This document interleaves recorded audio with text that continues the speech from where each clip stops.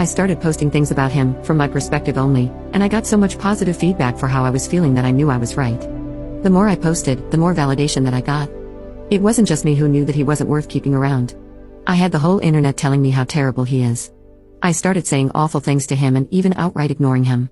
I was so confident with mine and everyone else's opinion that I contacted a lawyer and within a couple of weeks had filed for divorce. I continued to use this site and a couple of others to validate my feelings and for encouragement to go through with it, and finally, it was done. It went pretty smoothly. He didn't ask for much besides not getting divorced and trying to work it all out. I didn't care about that, though. He was broken, but I was free. I could do whatever I wanted without feeling any guilt or answering to anybody. It was an amazing feeling of freedom. It didn't last long, though. In the first month after he moved out, I missed garbage day 3 times.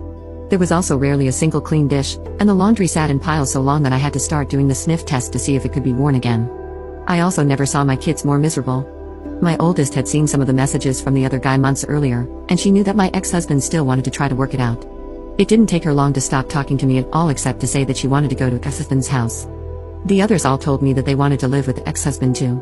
I did my best to try to make them happy, but I ended up just buying them toys all the time, and the happiness only lasted minutes. I also had a lot of trouble with work. Being alone, I couldn't work all those extra hours that I was expected to. I finally gave in and started calling ex-husband to watch the kids. He would always come over as soon as he could, and he always asked me if I needed anything. When I would get home, I would find clean dishes and laundry and even dinner sometimes. He would never say too much after I got home.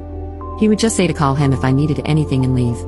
One night he took out the garbage and brought it to the curb because it was garbage night and I forgot again. He always looked so sad when it was time to go. Finally, after a couple of months, my friends convinced me to go out on a date. It was for dinner and a movie, and I was excited and hopeful, but at dinner, I started getting a feeling of overwhelming guilt.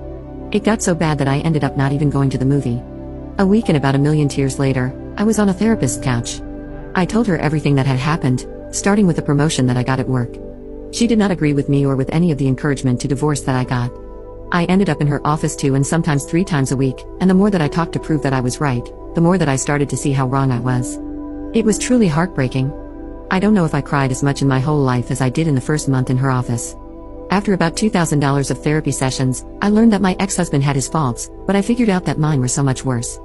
I did so many awful things and said awful things that I wouldn't want to be with me, but he did.